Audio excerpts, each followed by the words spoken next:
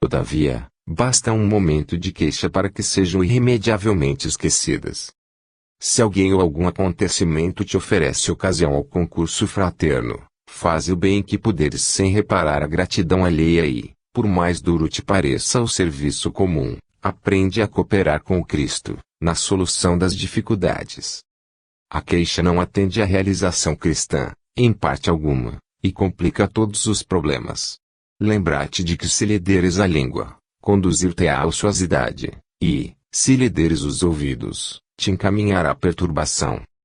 Fortaleza. Sabendo que a tribulação produz fortaleza. Paulo, Romanos, 5:3. Quereis fortaleza? Não vos esquiveis a tempestade. Muita gente pretende robustecer-se ao preço de rogativas para evitar o serviço áspero. Chegada a preciosa oportunidade de testemunhar a fé, internam-se os crentes, de maneira geral, pelos caminhos largos da fuga, acreditando-os em segurança. Entretanto, mais dia menos dia, surge a ocasião dolorosa em que abrem falência de si mesmos. Julgam-se, então, perseguidos e abandonados. Semelhantes impressões, todavia, nascem da ausência de preparo interno. Esquecem-se os imprevidentes de que a tempestade possui certas funções regeneradoras e educativas que é imprescindível não menosprezar. A tribulação é a tormenta das almas. Ninguém deveria olvidar-lhe os benefícios. Quando a verdade brilhar, no caminho das criaturas, ver-se-á que obstáculos e sofrimentos não representam espantalho para os homens, mas sim quadros preciosos de lições sublimes que os aprendizes sinceros nunca podem esquecer. Que seria da criança sem a experiência? Que será do espírito sem a necessidade? Aflições, dificuldades e lutas são forças que compelem a dilatação de poder, ao alargamento de caminho. É necessário que o homem, apesar das rajadas aparentemente destruidoras do destino, se conserve de pé, desassombradamente, marchando, firme, ao encontro dos sagrados objetivos da vida.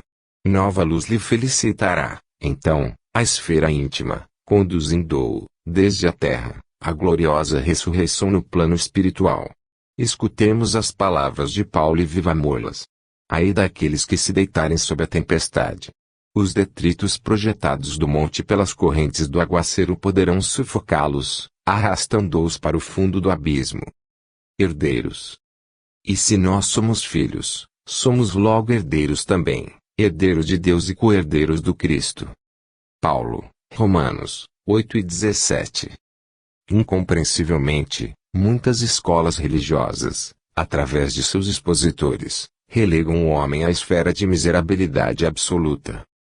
Púlpitos, tribunas, praças, livros e jornais estão repletos de tremendas acusações.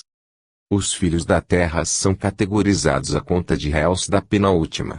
Ninguém contesta que o homem, na condição de aluno em crescimento na sabedoria universal, tem errado em todos os tempos. Ninguém ignora que o crime ainda obceca, muitas vezes, o pensamento das criaturas terrestres. Entretanto, é indispensável restabelecer a verdade essencial.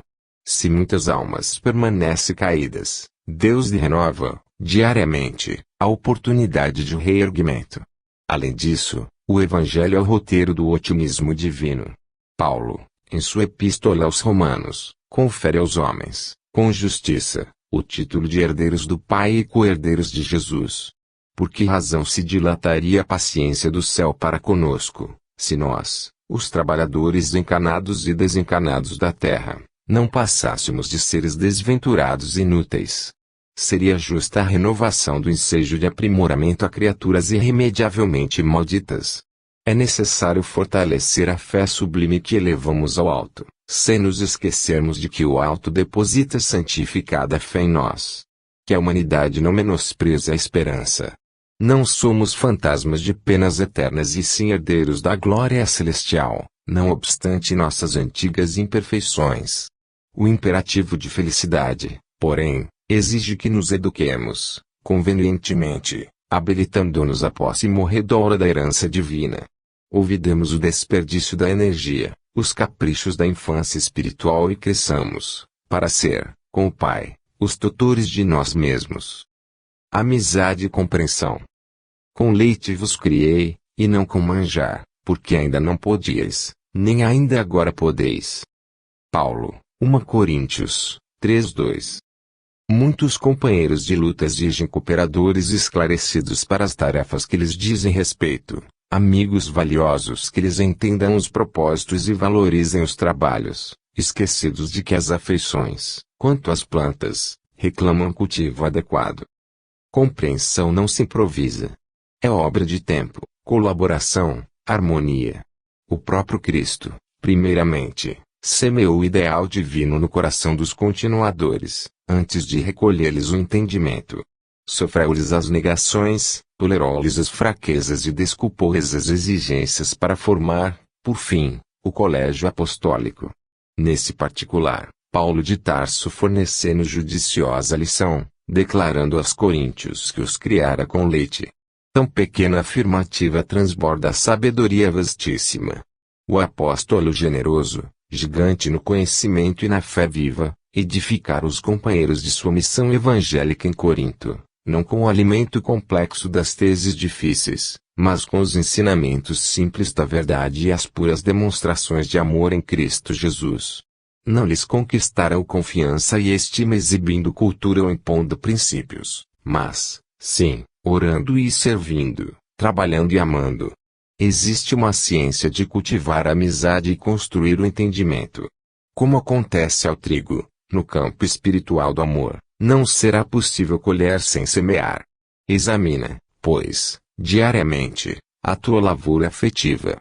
Observa se estás exigindo flores prematuras ou frutos antecipados. Não te esqueças da atenção, do adubo, do irrigador. Colocar-te na posição da planta em jardim alheio e, reparando os cuidados que exiges, não desdenhes resgatar as tuas dívidas de amor para com os outros. Imita o lavrador prudente e devotado, se desejas atingir a colheita de grandes e precisos resultados. Hoje, onde estivermos. Porque o salário do pecado é a morte, mas o dom gratuito de Deus é a vida eterna em Cristo Jesus nosso Senhor. Paulo, Romanos 6:23. Para os que permanecem na carne, a morte significa o fim do corpo denso. Para os que vivem na esfera espiritual, representa o reinício da experiência. De qualquer modo, porém, o término cheio de dor ou a recapitulação repleta de dificuldades constituem o salário do erro. Quanta vez temos voltado aos círculos carnais em obrigações expiatórias, sentindo, de novo, a sufocação dentro dos veículos fisiológicos para tornar a vida verdadeira. Muitos aprendizes estimam as longas repetições, entretanto, pelo que temos aprendido, somos obrigados a considerar que vale mais um dia bem vivido com o Senhor que 100 anos de rebeldia em nossas criações inferiores. Infelizmente, porém, tantos laços grosseiros inventamos para nossas almas que o nosso viver, na maioria das ocasiões, na condição de encarnados ou desencarnados, ainda é o cativeiro a milenárias paixões. Concedeu-nos o Senhor a vida eterna, mas não temos sabido vivê-la, transformando-a em enfermiça experimentação. Daí procede a nossa paisagem de sombra, em desencarnando na terra ou regressando aos seus umbrais. A provação complicada é consequência do erro, a perturbação é o fruto do esquecimento do dever. Renovemo-nos, pois, no dia de hoje, onde estivermos. Ouvidemos as linhas curvas de nossas indecisões e façamos de nosso esforço a linha reta para o bem com a vontade do Senhor. Os pontos minúsculos formam as figuras gigantescas. As coisas mínimas constroem as grandiosas edificações. Retiremo-nos das regiões escuras da morte na prática do mal, para que nos tornemos dignos da vida eterna, que é dom gratuito de Deus. Amargura. Tendo cuidado de que ninguém se prive da graça de Deus e de que nenhuma raiz de amargura, brotando, vos perturbe, e por ela muitos se contaminem. Paulo, Hebreus 12:15. Para bem servir ao Senhor, não é razoável marchemos ao longo do trabalho honroso à maneira de cooperadores lacrimosos e descontentes. A mágoa, muitas vezes, traduz desconfiança e deslealdade. O coração operoso e confiante nunca perde o otimismo, colocando-se, antes de tudo, à frente do infinito e da eternidade. Há dificuldades e problemas. Prossigamos em serviço e o Mestre Divino oferecer-nos a solução. Há sombras. Lembremo-nos de que não existem nuvens eternas, porque o centro da criação é a luz imperecível. Há quedas. Estejamos convictos de que o reerguimento não se fará esperar. O dever do trabalhador é continuar a tarefa que lhe foi conferida, tanto quanto a obrigação do servo fiel é marchar na realização do programa de quem lhe concedeu a bênção do serviço edificante. Tenhamos em mente que, em favor do êxito geral de nosso esforço, é imprescindível o incessante combate às raízes de amargura no coração. Se brotarem livremente, serão venenosos arbustos, prejudicando a movimentação dos interesses coletivos de elevação e paz. Guardemos reflexão e prudência, mas destruamos a amargura injustificável, para que não perturbemos a obra do Mestre e para que os nossos amados não se privem da graça de Deus. O som. Porque, se a trombeta der sonido incerto, quem se preparará para a batalha?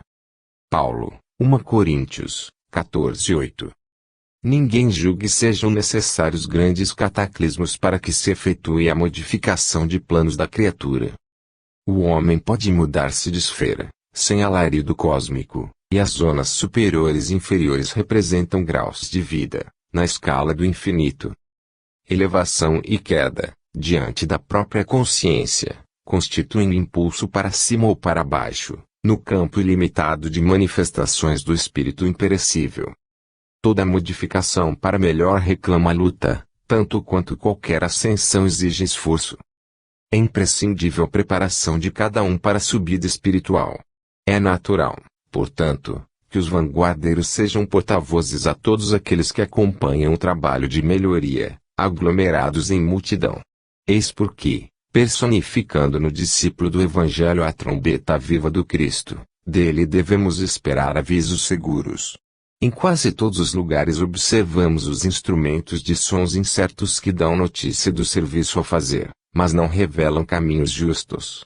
Na maioria dos núcleos do cristianismo renascente, deparam-se nos trabalhadores altamente dotados de luz espiritual, que duvidam de si mesmos, companheiros valiosos cuja fé somente vibra em descontínuas fulgurações. É necessário compreender, porém, que o som certo não atende ao roteiro exato. Serve para despertar, mas não fornece orientação. Os aprendizes da Boa Nova constituem a instrumentalidade do Senhor. Sabemos que, coletivamente, permanecem todos empenhados em servi-lo. Entretanto, ninguém ouvide a necessidade de afinar a trombeta dos sentimentos e pensamentos pelo diapasão do Divino Mestre, para que a interferência individual não se faça nota dissonante no sublime concerto do serviço redentor. O Senhor mostrará. E eu lhe mostrarei quanto deve padecer pelo meu nome. Jesus, Atos 9:16. O diálogo entre o Mestre e Ananias, relativamente ao socorro de que Paulo necessitava, reveste-se de significação especial para todos os aprendizes do Evangelho.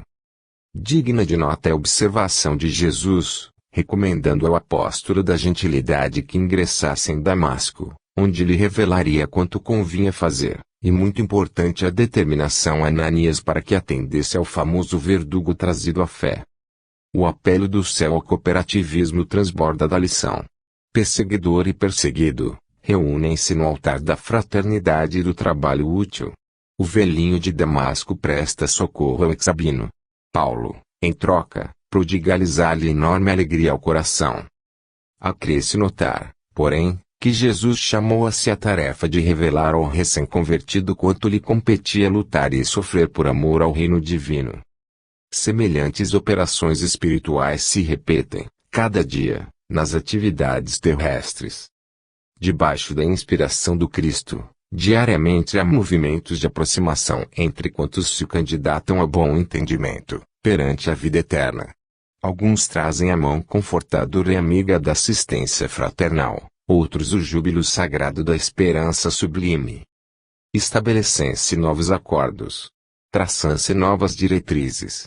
Imperioso é reconhecer, porém, que o Senhor mostrará a cada trabalhador o conteúdo de serviço e testemunho que lhe compete fornecer no ministério do seu amor infinito.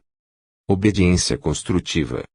E assim vos rogo eu, o preso do Senhor, que andeis como é digno da vocação com que fostes chamados. Paulo, Efésios 4:1. Na leitura do Evangelho, é necessário fixar o pensamento nas lições divinas, para que lhes sorvamos o conteúdo de sabedoria. No versículo sob nossa atenção, reparamos em Paulo de Tarso o exemplo da suprema humildade, perante os desígnios da providência. Escrevendo aos Efésios, declarase o apóstolo prisioneiro do Senhor. Aquele homem sábio e vigoroso, que se rendera a Jesus, incondicionalmente, às portas de Damasco, revela à comunidade cristã a sublime qualidade de sua fé. Não se afirma detento dos romanos, nem comenta a situação que resultava da intriga judaica. Não nomeia os algozes, nem se refere às sentinelas que o acompanham de perto. Não examina os serviços prestados. Não relaciona lamentações. Compreender o que permanece a serviço do Cristo e consciente dos deveres sagrados que lhe competem, dá-se por prisioneiro da ordem celestial e continua tranquilamente a própria missão. Simples frase demonstra-lhe a elevada concepção de obediência. Anotando-lhe a nobre atitude, conviria lembrar a nossa necessidade de conferir primazia à vontade de Jesus, em nossas experiências. Quando predominarem, nos quadros da evolução terrestre, os discípulos que se sentem administradores do Senhor, operários do Senhor e cooperadores do Senhor, a Terra alcançará expressiva posição no seio das esferas. Imitando o exemplo de Paulo, sejamos fiéis servidores do Cristo, em toda parte. Somente assim, abandonaremos a caverna da impulsividade primitiva, colocando-nos a caminho do mundo melhor. O teu dom. Não desprezes o dom que há em ti. Paulo, 1 Timóteo 4:14. Em todos os setores de reorganização da fé cristã, nos quadros do espiritismo contemporâneo, há sempre companheiros dominados por nocivas inquietações. O problema da mediunidade, principalmente, é dos mais ventilados, esquecendo-se, não raro, o impositivo essencial do serviço. Aquisições psíquicas não constituem realizações mecânicas. É indispensável aplicar nobremente as bênçãos já recebidas, a fim de que possamos solicitar concessões novas.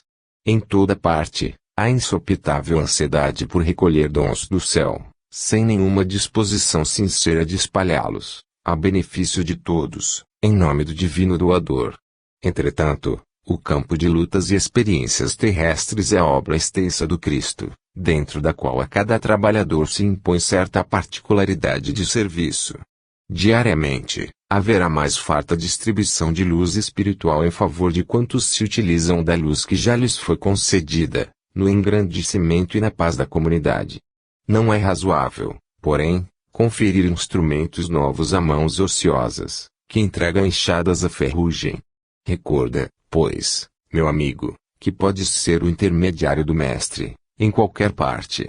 Basta que compreendas a obrigação fundamental, no trabalho do bem, e atendas à vontade do Senhor, agindo, incessantemente, na concretização dos celestes desígnios.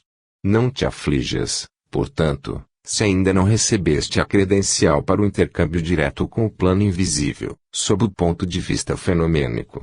Se suspiras pela comunicação franca com os espíritos desencarnados, lembra-te de que também és um espírito imortal, temporariamente na Terra, com o dever de aplicar o sublime dom de servir que há em ti mesmo. Liberdade. Não useis, porém, da liberdade para dar ocasião à carne, mas servi-vos uns aos outros pela caridade. Paulo, Gálatas 5:13. Em todos os tempos, a liberdade foi utilizada pelos dominadores da terra. Em variados setores da evolução humana, os mordomos do mundo aproveitando para o exercício da tirania, usando os servos em explosões de revolta e descontentamento. Quase todos os habitantes do planeta pretendem a exoneração de toda e qualquer responsabilidade, para se mergulharem na escravidão aos delitos de toda a sorte. Ninguém, contudo, deveria recorrer ao Evangelho para aviltar o sublime princípio. A palavra do apóstolo aos gentios é bastante expressiva. O maior valor da independência relativa de que desfrutamos reside na possibilidade de nos servirmos uns aos outros, glorificando o bem. O homem gozará sempre da liberdade condicional e, dentro dela, pode alterar o curso da própria existência, pelo bom ou mau uso de semelhante faculdade nas relações comuns. É forçoso reconhecer, porém, que são muito raros os que se decidem à aplicação dignificante dessa virtude superior. Em quase todas as ocasiões, o perseguido, com oportunidade de desculpar, mentaliza represálias violentas. O caluniado, com ensejo de perdão divino, recorre à vingança. O incompreendido, no instante exato de revelar fraternidade e benevolência, reclama reparações. Onde se acham aqueles que se valem do sofrimento, para intensificar o aprendizado com Jesus Cristo? Onde os que se sentem suficientemente livres para converter espinhos em bênçãos? No entanto, o Pai concede relativa liberdade a todos os filhos, observando-lhes a conduta. Raríssimas são as criaturas que sabem elevar o sentido da independência a expressões de voo espiritual para o infinito. A maioria dos homens cai, desastradamente, na primeira e nova concessão do céu, transformando, às vezes, eles de veludo em algemas de bronze. Serviço de salvação. E acontecerá que todo aquele que invocar o nome do Senhor será salvo. Atos 2:21. Os espíritos mais renitentes no crime serão salvos das garras do mal, se invocarem verdadeiramente o amparo do Senhor. E é forçoso observar que chega sempre um instante, na experiência individual, em que somos constrangidos a recorrer ao que possuímos de mais precioso, no terreno da crença. Os próprios materialistas não escapam a semelhante impositivo da luta humana, qual ocorre aos demais. Nas contingências dilacerantes requisitam o socorro do dinheiro, da ciência provisória, das posições convencionalistas, que, aliás, em boa tese, auxiliam mas não salvam. Indispensável se torna recorrer a Jesus para a solução de nossas questões fundamentais. Invoquemos a compaixão dele e não nos faltará recurso adequado. Não bastará, contudo, tão somente aprender a rogar. Estudemos também a arte de receber. Às vezes, surgem diferenças superficiais entre pedido e suprimento. O trabalho salvador do céu virá ao nosso encontro, mas não obedecerá, em grande número de ocasiões, à expectativa de nossa visão imperfeita. Em muitos casos, a providência divina nos visita em forma de doença, escassez e contrariedade. A miopia terrena, todavia, de modo geral, só interpreta a palavra salvação por vantagem imediata e, por isso, um leve desgosto ou uma desilusão útil provocam torrentes de lamentações improdutivas. Apesar de tudo, porém, o Cristo nunca deixa de socorrer e aliviar e o seu sublime esforço de redenção assume variados aspectos tanto quanto são diversas as necessidades de cada um. Amai-vos. Não amemos de palavra, nem de língua, mas por obras em verdade. João 1 João 13:18. Por norma de fraternidade pura e sincera, recomenda a palavra divina, amai-vos uns aos outros. Não determina as seleções. Não exalta conveniências. Não impõe condicionais. Não desfavorece os infelizes. Não menoscaba os fracos. Não faz privilégios. Não pede o afastamento dos maus. Não desconsidera os filhos do lar alheio. Não destaca a parentela consanguínea. Não menospreza os adversários. E o apóstolo acrescenta, não amemos de palavra, mas através das obras, com todo o fervor do coração. O universo é o nosso domicílio. A humanidade é nossa família. Aproximemo-nos dos piores, para ajudar. Aproximemo-nos dos melhores, para aprender. Amarmo-nos, servindo uns aos outros, não de boca, mas de coração, constitui para nós todos o glorioso caminho de ascensão. Consciência. Guardando o mistério da fé numa consciência pura. Paulo, 1 Timóteo 3:9. Curiosidade ou sofrimento oferecem portas à fé, mas não representam o vaso divino destinado à sua manutenção. Em todos os lugares, observamos pessoas que, em seguida a grandes calamidades da sorte, correm pressurosas aos templos ou aos oráculos novos, manifestando esperança no remédio das palavras. O fenômeno, entretanto, muitas vezes, é apenas verbal. O que lhes vibra no coração é o capricho insatisfeito ou ferido pelos azorragues de experiências cruéis. Claro que semelhante recurso pode constituir um caminho para a edificação da confiança, sem ser, contudo, a providência ideal. Paulo de Tarso, em suas recomendações a Timóteo, esclarece o problema com traço firme. É imprescindível guardar a fé e a crença em sentimentos puros. Sem isso, o homem oscilará, na intranquilidade, pela insegurança do mundo íntimo. A consciência obscura antes nada inclinar-se, invariavelmente, para as retificações dolorosas, em cujo serviço podem nascer novos débitos, quando a criatura se caracteriza pela vontade frágil e enfermiça. Os aprendizes do Evangelho devem recordar o conselho paulino que se reveste de profunda importância para todas as escolas do cristianismo. O divino mistério da fé viva é problema de consciência cristalina. Trabalhemos, portanto, por apresentarmos ao Pai a retidão e a pureza dos pensamentos. Vigilância. Vigiai, pois, porque não sabeis a que hora virá o vosso Senhor. Jesus, Mateus 24:42. Ninguém alegue o título de aprendiz de Jesus para furtar-se ao serviço ativo na luta do bem contra o mal, da luz contra a sombra. A determinação de vigilância partiu dos próprios lábios do Mestre Divino. Como é possível preservar algum patrimônio precioso sem vigiá-lo atentamente? O homem de consciência retilínea, em todas as épocas, será obrigado a participar do esforço de conservação, dilatação e defesa do bem. É verdade indiscutível que marchemos todos para a fraternidade universal, para a realização concreta dos ensinamentos cristãos. Todavia, enquanto não atingirmos a época em que o Evangelho se materializará na Terra, não será justo entregar ao mal, à desordem ou à perturbação a parte de serviço que nos compete. Para defender-se de intempéries, de rigores climáticos, o homem edificou o lar e vestiu-se, convenientemente. Semelhante lei de preservação vigora em toda a esfera de trabalho no mundo. As coletividades exigem instituições que lhes garantam o bem-estar e o trabalho digno, sem aflições de cativeiro.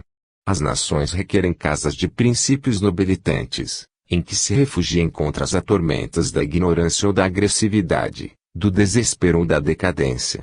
E no serviço de construção cristã do mundo futuro, é indispensável vigiar o campo que nos compete.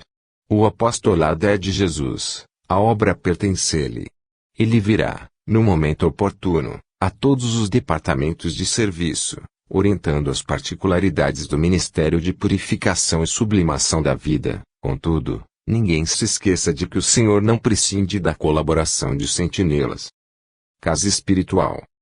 Vós, também, como pedras vivas, sois edificados casa espiritual. Pedro, 1 Pedro 2:5. Cada homem é uma casa espiritual que deve estar, por deliberação e esforço do morador, em contínua modificação para o melhor.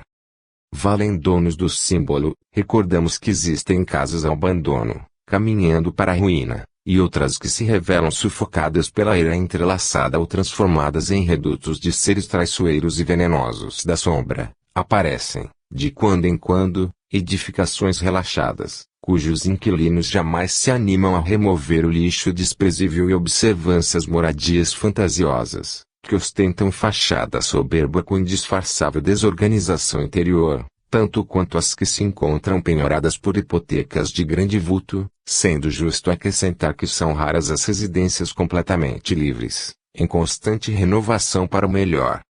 O aprendiz do Evangelho precisa, pois, refletir nas palavras de Simão Pedro, porque a lição de Jesus não deve ser tomada apenas como carícia embaladora e, sim, por material de construção e reconstrução da reforma integral da casa íntima.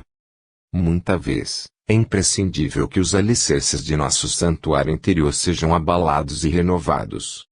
Cristo não é somente uma figuração filosófica ou religiosa nos altiplanos do pensamento universal. É também o restaurador da casa espiritual dos homens. O cristão sem reforma interna dispõe apenas das plantas do serviço. O discípulo sincero, porém, é o trabalhador devotado que atinge a luz do Senhor, não em benefício de Jesus, mas, sobretudo, em favor de si mesmo. Alfaias. Naquele dia, quem estiver no telhado, tendo as suas alfaias em casa, não desça a tomá-las. Jesus, Lucas, 17:31.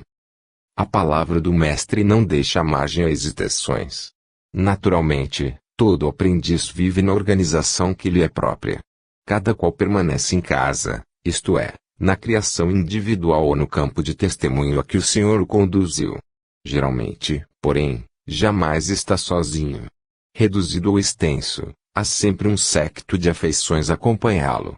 Muita vez, contudo, a companheira, o pai e o filho não conseguem mover-se além das zonas inferiores de compreensão, quando o discípulo, pelos nobres esforços despendidos, se equilibra, vitorioso, na parte mais alta do entendimento. Chegados a semelhante situação, muitos trabalhadores aplicados experimentam dificuldades de vulto. Não sabem separar as alfaias de adorno dos vasos essenciais, as frivolidades dos deveres justos e sofrem dolorosos abalos no coração. Indispensável se precatem contra esse perigo comum.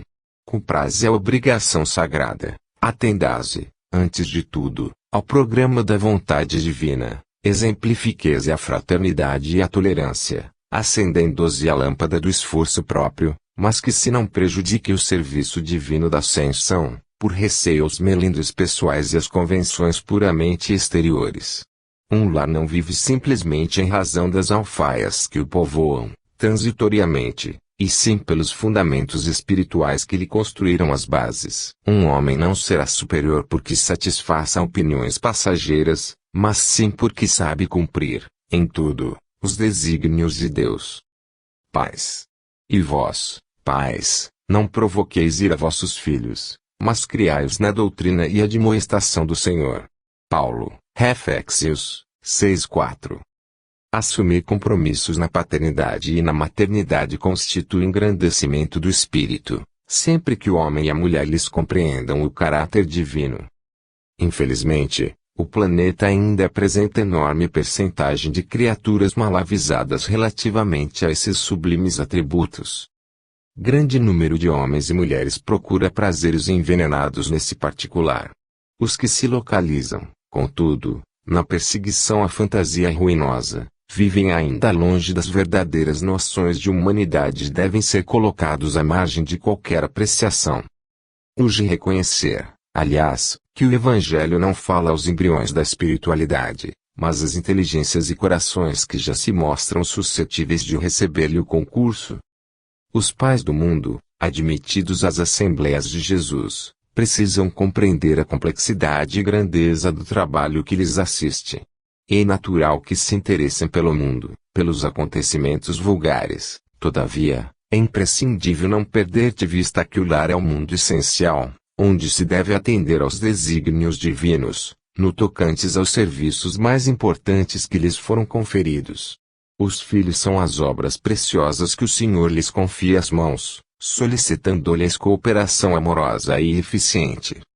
Receber encargos desse teor é alcançar nobres títulos de confiança. Por isso, criar os filhinhos e aperfeiçoá-los não é serviço tão fácil.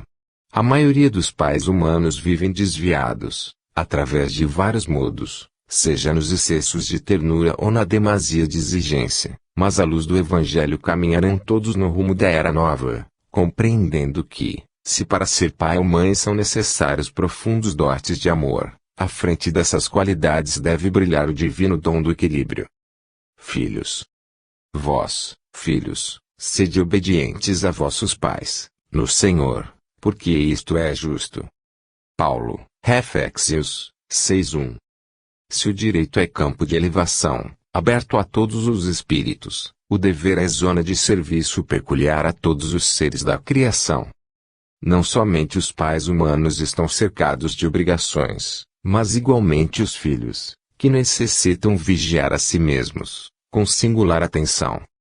Quase sempre a mocidade sofre de estranhável esquecimento.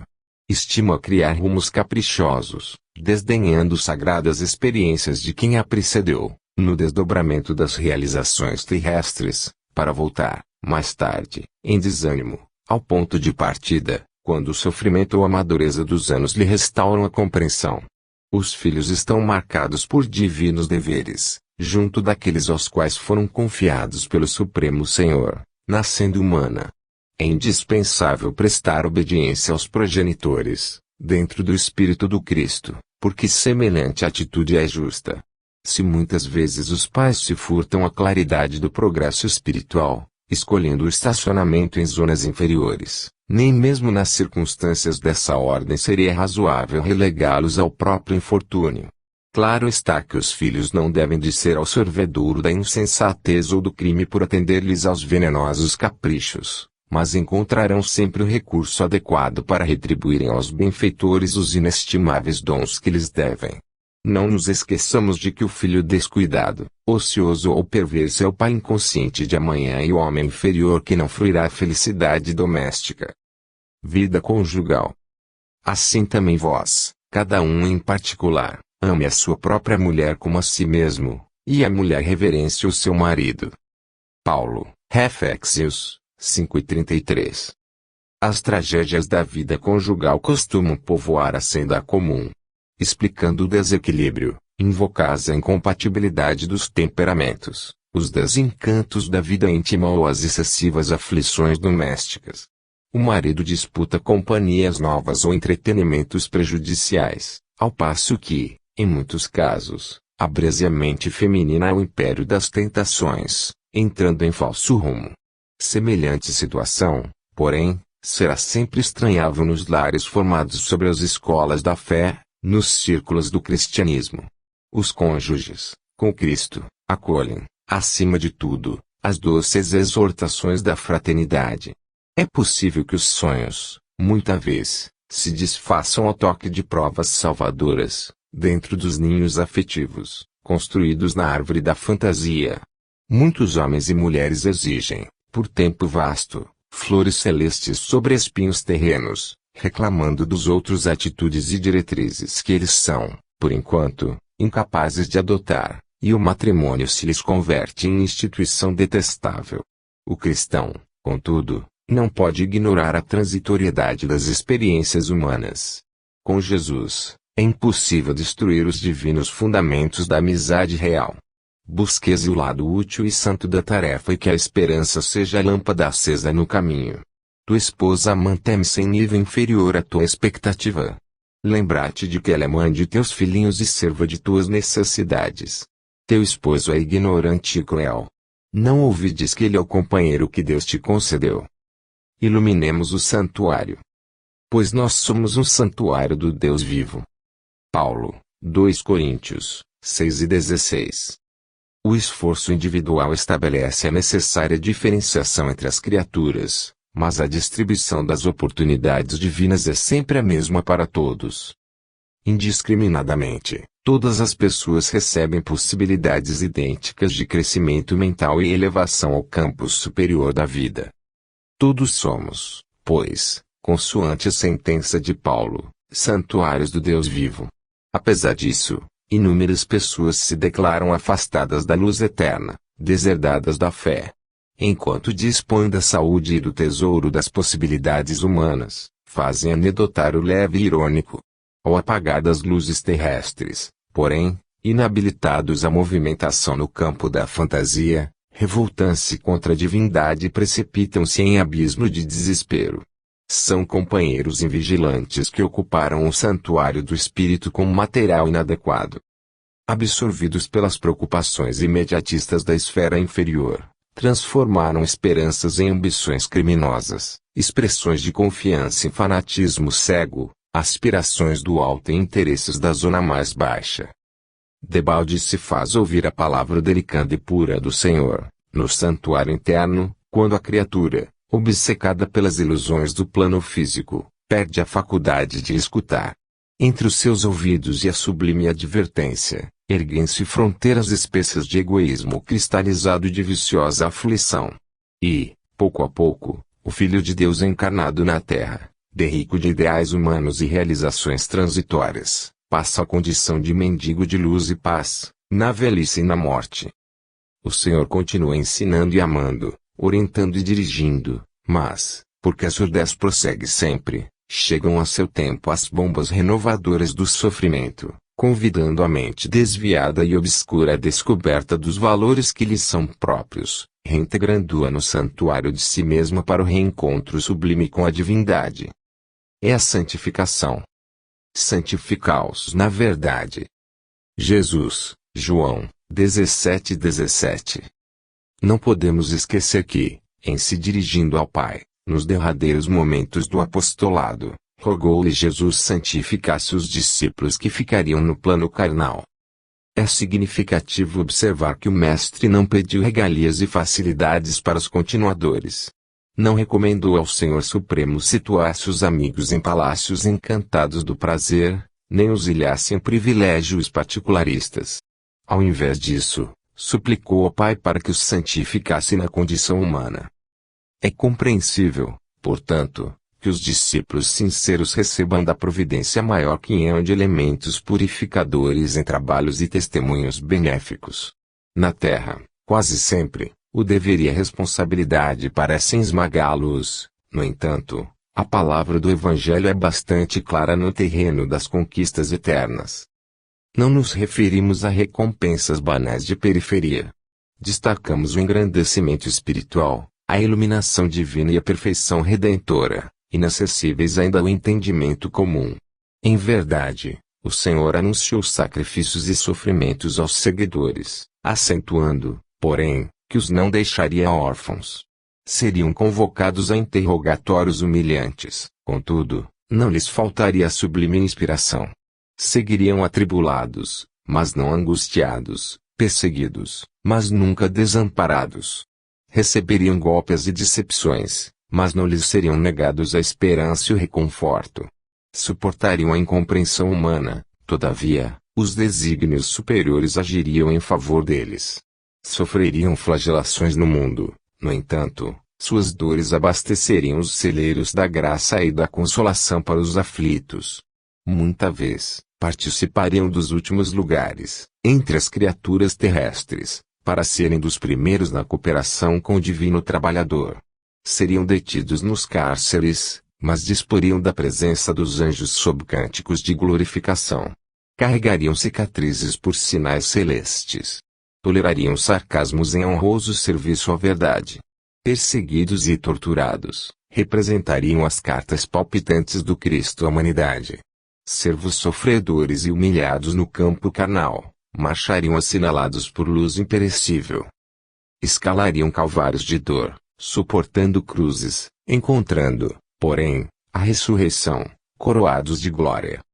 Efetivamente, pois, os colaboradores do Evangelho são, de modo geral, anônimos e desprezados nas esferas convencionalistas da terra. Todavia, para eles, repete o Mestre, em todos os tempos, as sublimes palavras: sois meus amigos porque tudo quanto ouvi de meu Pai vos dei a conhecer. O capacete. Tomai também o capacete da salvação. Paulo, Efésios 6:17. Se a justa salvaguarda de membros importantes do corpo, com muito mais propriedade é imprescindível defender a cabeça, nos momentos de luta. Aliás, é razoável considerar que os braços e as pernas nem sempre são requisitados a maiores dispêndios de energia. A cabeça, porém, não descansa. A sede do pensamento é um viveiro de trabalho incessante. Necessário se faz resguardá-la, defendê-la. Nos movimentos bélicos, o soldado preserva, através de recursos especiais. Na luta diária mantida pelo discípulo de Jesus, igualmente não podemos esquecer o conselho do apóstolo aos gentios. É indispensável que todo aprendiz do Evangelho tome o capacete da salvação, simbolizado na cobertura mental de ideias que sólidas e atitudes cristãs, estruturadas nas concepções do bem, da confiança e do otimismo sincero. Teçamos, pois, o nosso capacete espiritual com os fios da coragem inquebrantável, da fé pura e do espírito de serviço. De posse dele enfrentaremos qualquer combate moral de grandes proporções. Nenhum discípulo da Boa Nova ouvide a sua condição de lutador. As forças contrárias ao bem, meu amigo, alvejateiam o mundo íntimo, através de todos os flancos. Defende a tua moradia interior. Examina o revestimento defensivo que vens usando, em matéria de desejos e crenças, de propósitos e ideias, para que os projéteis da maldade não te alcancem por dentro. O escudo. Embraçando, sobretudo, o escudo da fé, com o qual podereis apagar todos os dardos inflamados do maligno. Paulo, Efésios 6:16. Ninguém se decide à luta sem aparelhamento necessário. Não nos referimos aqui aos choques sanguinolentos. Tomemos, para exemplificar, as realizações econômicas. Quem garantirá êxito à produção, sem articular elementos básicos, imprescindíveis à indústria? A agricultura requisita instrumentos do campo, a fábrica pede maquinaria adequada. Na batalha de cada um é também indispensável a preparação de sentimentos.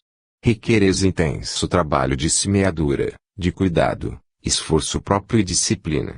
Paulo de Tarso, que conheceu tão profundamente os assédios do mal, que lhe suportou as investidas permanentes, dentro e fora dele mesmo, recomendou-nos o escudo da fé, acima de todos os elementos da defensiva.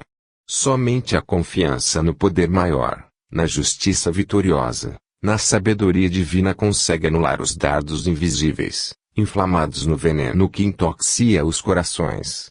Todo trabalhador sincero do Cristo movimenta-se à frente de longa e porfiada luta na terra. Golpes da sombra e estiletes da incompreensão cercam em todos os lugares. E, se a bondade conforta e a esperança ameniza, é imprescindível não esquecer que só a fé representa escudo bastante forte para conservar o coração imune das trevas. Tribulações. Também nos gloriamos nas tribulações. Paulo, Romanos 5:3. Comentando Paulo de Tarso os favores recebidos do plano superior, com muita propriedade não se esquecia de acrescentar o seu júbilo nas tribulações. O cristianismo está repleto de ensinamentos sublimes para todos os tempos.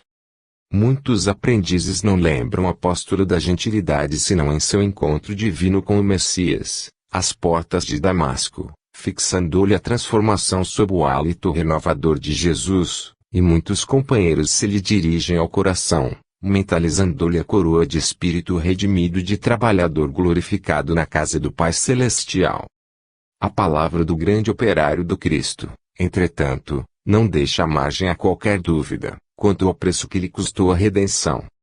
Muita vez, reportase as dilacerações do caminho, salientando as estações educativas e restauradoras, entre o primeiro clarão da fé e o supremo testemunho. Depois da bênção consoladora que lhe reforma a vida, ele entre açoites, desesperanças e pedradas. Entre a graça de Jesus que lhe fora ao encontro e o esforço que lhe competia efetuar, por reencontrá-lo, são indispensáveis anos pesados de serviço áspero e contínua renunciação. Reparemos em nós mesmos, à frente da luz evangélica.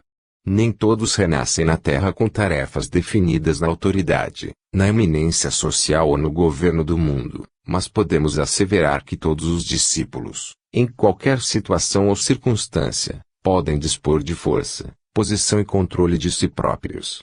Recordemos que a tribulação produz fortaleza e paciência e, em verdade, ninguém encontra o tesouro da experiência, no pântano da ociosidade. É necessário acordar com o dia, seguindo-lhe o curso brilhante de serviço, nas oportunidades de trabalho que ele nos descortina. A existência terrestre é passagem para a luz eterna. E prosseguir com o Cristo e acompanhar-lhe as pegadas, evitando o desvio insidioso. No exame, pois, das considerações paulinas, não olvidemos que se Jesus veio até nós, cabe-nos marchar desassombradamente ao encontro dele, compreendendo que, para isso, o grande serviço de preparação há de ser começado na maravilhosa e desconhecida terra de nós mesmos. Cartas espirituais. E, Quando esta epístola tiver sido lida entre vós, fazei que também o seja na igreja dos Lodicenses, e a que veio de Lodiceia lhe dei a vós também. Paulo, Colossenses 4,16. O correio do céu nunca se interrompeu. Desde que a inteligência humana se colocou em condições de receber a vibração dos planos mais altos, não cessou o Pai de enviar-lhe apelos, através de todos os recursos. Em razão disso, a inspiração edificante nunca faltou às criaturas. E, na atualidade, com a intensificação do intercâmbio entre os círculos visíveis e invisíveis, a face do espiritismo evangélico que restaura no mundo o cristianismo, na sua pureza essencial, as cartas espirituais são mais diretas, mais tangíveis. Grande parte dos estudantes, contudo, seguindo a velha corrente do indiferentismo, em reparando essa ou aquela página edificadora, procura avidamente os nomes daqueles a quem são dirigidas. Se há conselhos sábios, devem ser para os outros; se surgem advertências amigas ou severos apelos, devem ser igualmente para os outros. E compacta assembleia de companheiros demonstra singular ansiedade para receber mensagens particularistas, com apontamentos individuais. Para prevenir tais extremos, recomendava Paulo que as epístolas dedicadas a determinada igreja fossem lidas e comentadas em diferentes santuários para a necessária fusão e dilatação dos conhecimentos elevados. As cartas espirituais de hoje devem observar idêntico processo. Somos compelidos a reconhecer que todos somos, individualmente, portadores de um templo interno. Saibamos extinguir as solicitações egoísticas e busquemos em cada mensagem do plano superior a consolação, o remédio, o conselho ou a advertência de que carecemos. Quando soubermos compreender as pequeninas experiências de cada dia com a luz do Evangelho, concluiremos que todas as epístolas do bem procedem de Deus para a comunidade geral de seus filhos. Em meio de lobos. Ide. Eis que vos mando como cordeiros ao meio de lobos. Jesus, Lucas 10:3. Naturalmente Jesus, em pronunciando semelhante recomendação, reportava-se a cordeiros fortes que conseguissem respirar em plano superior aos lobos vorazes. Seria razoável enviar ovelhas frágeis a bestas violentas? Seria o mesmo que ajudar a carnificina. O mestre, indubitavelmente, desejava as qualidades de ternura e magnanimidade dos continuadores, mas não lhes endossaria as vacilações e fraquezas. Aliás, para serviço de tal envergadura, desdobrado em verdadeiras batalhas espirituais, ele necessitava de cooperadores fiéis, bondosos, prudentes, mas valorosos. Enviava os discípulos ao centro de conflito áspero, não no gesto de quem remete carneiros ao matadouro, e sim à gleba de serviço, onde pudessem semear novos e sublimados dons espirituais, entre os lobos famintos, através da exemplificação no bem incessante. Entretanto, há companheiros, ainda hoje, que se acreditam colaboradores do Cristo apenas porque levantam os seus as mãos postas, em atitude suplicante. Esquecem-se de que Jesus afirmou, peremptório, ide. Eis que vos mando. Em tal determinação, vemos claramente que existem trabalhos a efetuar, ações beneméritas a instituir. O mundo é o campo, onde o trabalhador encontrará sua cota de colaboração. É preciso realmente ir aos lobos. Seria perigoso esperá-los. Muitos dedadores, porém, reclamam contra a cruz e o martírio, olvidando que o Senhor e seus corajosos sucessores neles encontraram a ressurreição e a eternidade através da resistência construtiva contra o mal. Se os madeiros e leões retornassem, deveriam encontrar o trabalhador no esforço que lhe compete e nunca em atitude de inércia, à distância do ministério que lhe foi confiado. O apelo do Cristo ressoa, ainda agora.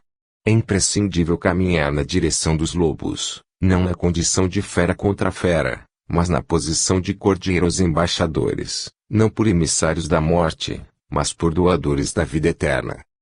Demonstrações. E saíram os fariseus e começaram a disputar com ele, pedindo-lhe, para o tentarem, um sinal do céu. Marcos 8:11. No espiritismo cristão, De quando em quando aparecem aprendizes do Evangelho sumamente interessados em atender a certas requisições, no capítulo da fenomenologia psíquica. Exigem os sinais do céu, tangíveis, incontestáveis. Na maioria das vezes, porém, a movimentação não passa de simples repetição do gesto dos fariseus antigos. Médiuns e companheiros outros, em grande números, não se precatam de que os pedidos de demonstrações celestes são formulados, quase que invariavelmente, em obediência a propósitos inferiores. Há ilações lógicas no assunto, que importa não desprezarmos. Se um espírito permanece encarnado na Terra, como poderá fornecer sinais de Júpiter? Se as solicitações dessa natureza, endereçadas ao próprio Cristo, foram situadas no âmbito das tentações, com que argumento poderão impô-las os discípulos novos aos seus amigos do invisível? Ao invés disso, aliás, os aprendizes fiéis devem estar preparados para o trabalho demonstrativo de Jesus, na Terra. É óbvio que o cristão não possa provocar uma tela mágica sobre as nuvens errantes, mas pode revelar como se exerce o ministério da fraternidade no mundo. Não poderá desdobrar a paisagem total onde se movimentam as criaturas desencarnadas, em outros campos vibratórios. Entretanto, está habilitado a prestar colaboração intensiva no esclarecimento dos homens do presente e do futuro. Quem reclama sinais do céu será talvez ignorante ou portador de má fé. Contudo, o seguidor da Boa Nova que procura satisfazer o insensato é distraído ou louco. Se te requisitam demonstrações exóticas, replica, resoluto, que não foste designado para a produção de maravilhas e esclarece a teu irmão que permaneces determinado a aprender com o Mestre a ciência da vida abundante, a fim de ofereceres à terra o teu sinal de amor e luz, inquebrantável na fé, para não sucumbir às tentações. Quem segue?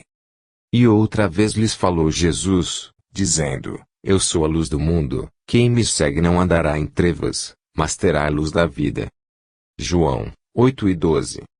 Há crentes que se não esquivam às imposições do culto exterior. Reclamam a genuflexão e o público trovejante, de momento a momento. Preferem outros o comentário leviano, acerca das atividades gerais da fé religiosa, confiando-as a querelhas inúteis ou barateando os recursos divinos. A multidão dos seguidores, desse tipo, costuma declarar que as atitudes externas e as discussões doentias representam para elas sacrossanto dever. Contudo, tão logo surgem inesperados golpes do sofrimento ou da experiência na estrada vulgar, precipitadas em sombrio desespero, recolhendo-as em abismos sem esperança. Essas horas cinzentas, os aprendizes sentem-se abandonados e oprimidos, mostrando a insuficiência interna. Muitos se fazem relaxados nas obrigações, afirmando-se desprotegidos de Jesus ou esquecidos do céu. Isso ocorre, porém, porque não ouviram a revelação divina, qual se faz necessário. O Mestre não prometeu claridade à senda dos que apenas falam e creem. Assinou, no entanto, real compromisso de assistência contínua aos discípulos que o seguem. Nesse passo, é importante considerar que Jesus não se reporta a lâmpadas de natureza física, cujas irradiações ferem os olhos orgânicos. Assegurou a doação de luz da vida. Quem efetivamente se dispõe a acompanhá-lo, não encontrará tempo a gastar com exames particularizados de nuvens negras e espessas, porque sentirá a claridade eterna, dentro de si mesmo. Quando fizeres, pois, o costumeiro balanço de tua fé, repara, com honestidade imparcial, se estás falando apenas do Cristo ou se procuras seguir os passos, no caminho comum. Nos corações. Recebei-nos em vossos corações. Paulo, 2 Coríntios, 7:2. Os crentes e trabalhadores do Evangelho usam diversos meios para lhe fixarem as vantagens, mas raros lhe abrem as portas da vida. As palavras de Paulo, de Pedro, de Mateus ou de João são comumente utilizadas em longos e porfiados duelos verbais, através de contendas inúteis, incapazes de produzir qualquer ação nobre. Recebem outros as advertências e luzes evangélicas, à maneira de negociantes ambiciosos, buscando convertê-las em fontes econômicas de grande vulto. Ainda outros procuram os avisos divinos, fazendo-o valer princípios egolátricos, em polêmicas laboriosas e infecundas. No imenso conflito das interpretações dever-se-ia, porém, acatar o pedido de Paulo de Tarso em sua segunda epístola aos Coríntios. O apóstolo da gentilidade roga para que ele e seus companheiros de ministério sejam recebidos nos corações. Muito diversa surgirá a comunidade cristã, se os discípulos atenderem à solicitação. Quando